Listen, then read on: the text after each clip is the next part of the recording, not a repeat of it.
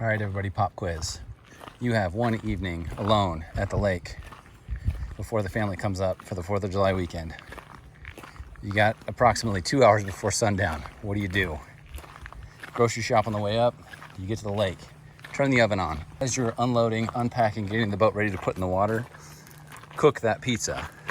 I'm about ready to launch this thing, timer goes off. Grab pizza, throw it on the back of the boat, launch the boat, get in the boat, grab fishing poles, go out, fish till the sun goes down. That's the mission right now. Got the blower going, we got dinner, we got some beer. Let's go enjoy one evening alone. Let's make the most of it. I launch boats all the time by myself. What I will do, get your boat in the water to an extent. I took my safety chain off, I'm gonna take my other chain off. But the key here is have a rope, and I'm gonna bring this out and I'm gonna tie it to my trailer.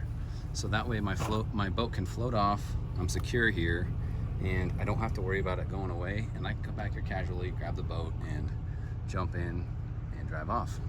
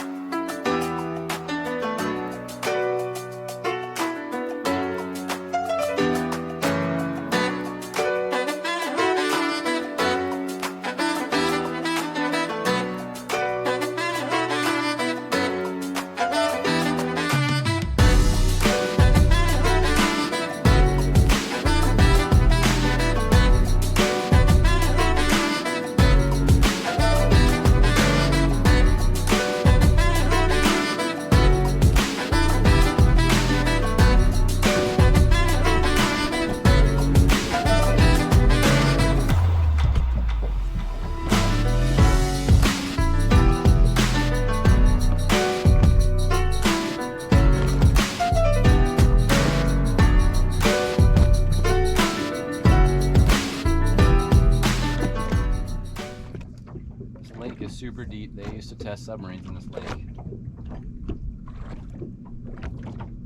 And this spot is a flat that comes up to between 70 and 100 feet.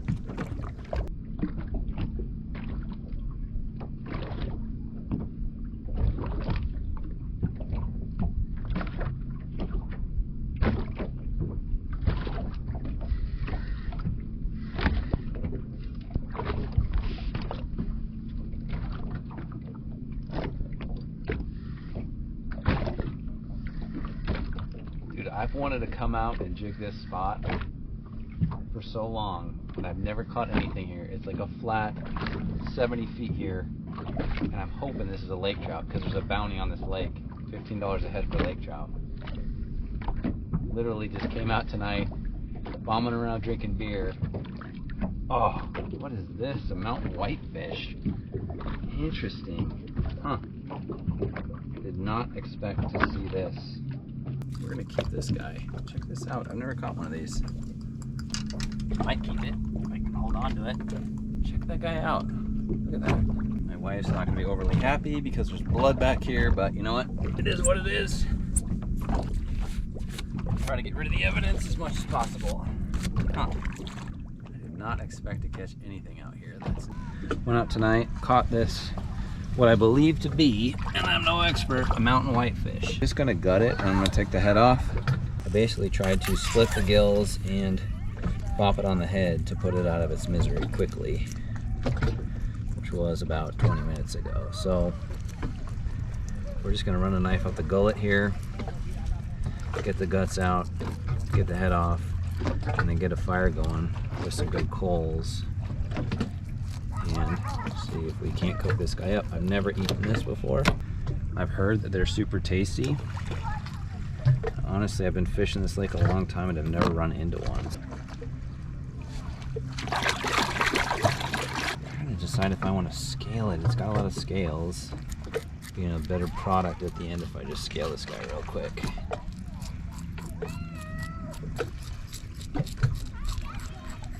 you can tell, I've got a pocket knife and a piece of driftwood, so nothing sophisticated here.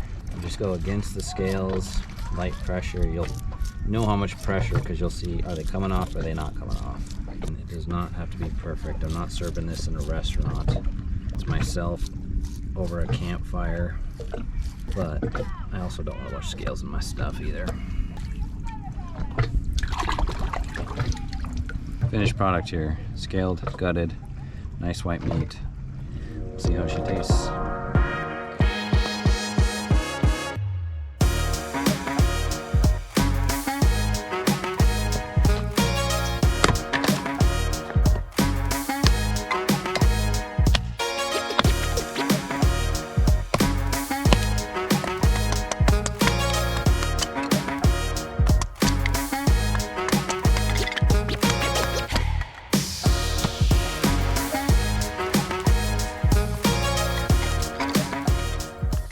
So what we're trying to do here is start a fire that we're going to cook our fish on. And I feel like this is typical America, right? You have this fire pit, but might have a couple old pieces of wood in here, and you've got the wood that you've just cut up. So one thing that I learned a long time ago in Boy Scouts is these bad boys, fire starters.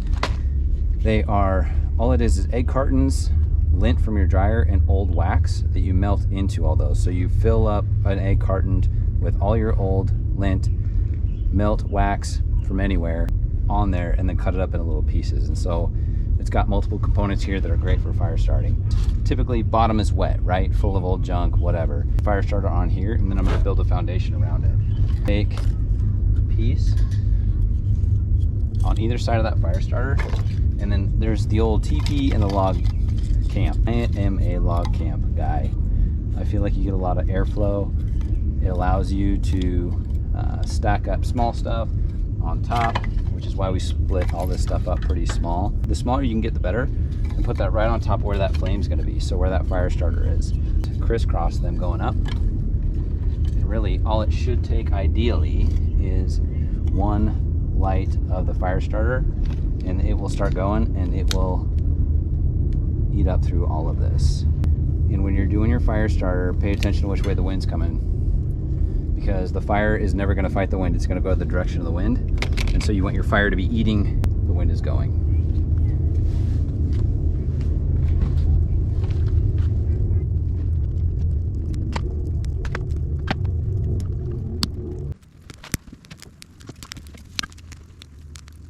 So we're waiting for the fire to burn down. We're getting our aluminum foil ready here that we're going to put our fish on.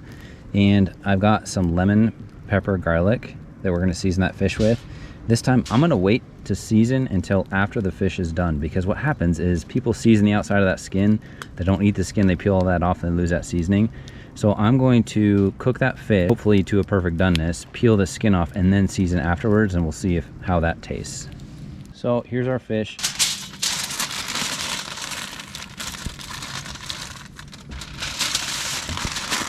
When I'm wrapping fish, I want to make sure it's tight.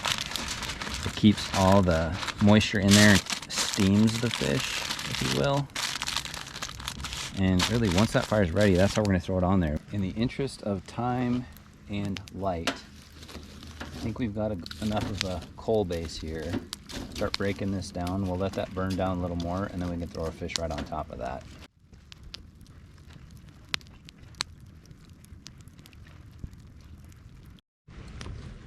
All right, I think we're at a point right now.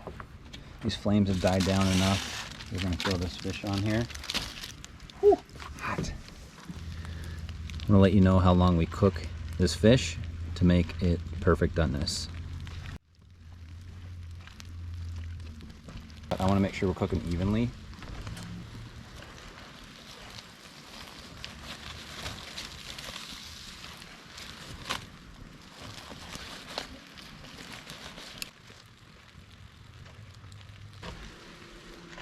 All right, I don't know if you can see that, but we're just about to 8 minutes, about 4 minutes on each side. We'll see how this turns out.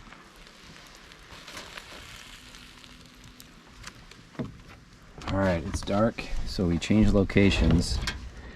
I'm going to open this bad boy up and see how it turned out. I'm a little worried that we went a little short on cook time, but only one way to tell. Break into this and see.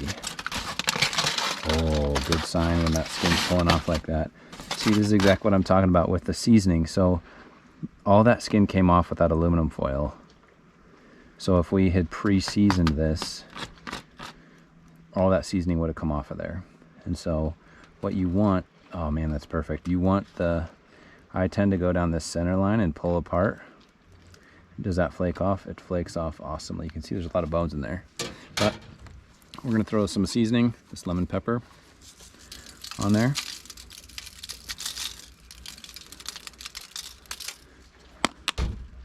Give that a shot. And typically also, a little tip here is by the tail, you're gonna have less bones.